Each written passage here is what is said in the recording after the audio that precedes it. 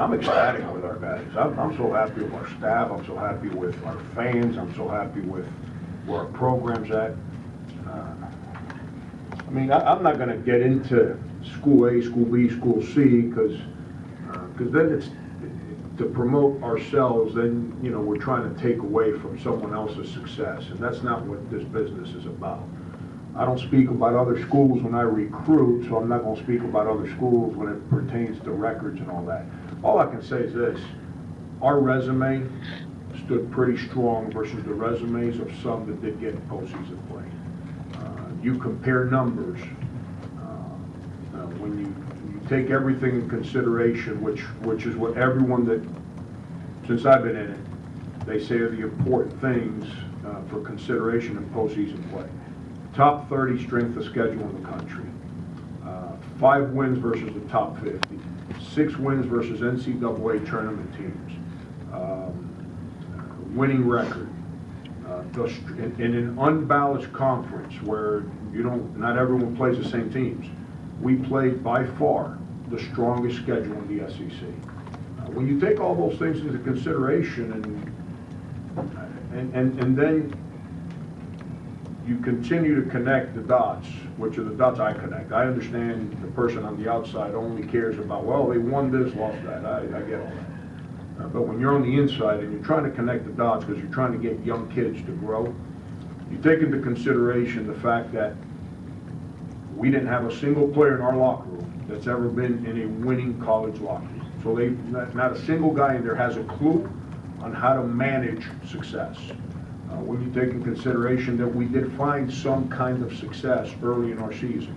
I mean, am I happy with the fact that we lost in the conference quarterfinals? No. Was I happy after the Georgia game? No. Am I happy about that today? No. But I'm proud of our guys, and we've got a lot of work to do. We're not where we aspire to be, but we're a lot closer today than we were the day I walked foot on this campus. And I'm real proud of those guys. Our guys grew up a lot this year. They learned. The season taught us a lot of experiences to hold on to. We practice them. I'm going to tell you in a nutshell what I tell players. I've told them since I can remember me addressing players. The season is about the team. The off season is about you. Don't come ask me to do things during the team season that you don't want to work on to get better during your season. And the off season is very intense but very low stress. Very intense in teaching, in them making themselves better athletes by how they eat, how they train, building up their bodies, building up their minds, just so they become better. Improving, whether, like we were just talking about Stroman, his technique is so bad.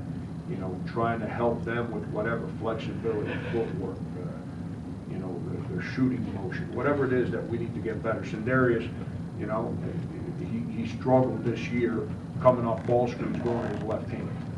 He's got to get better going his left hand. Those are all things that we got to use the off season for.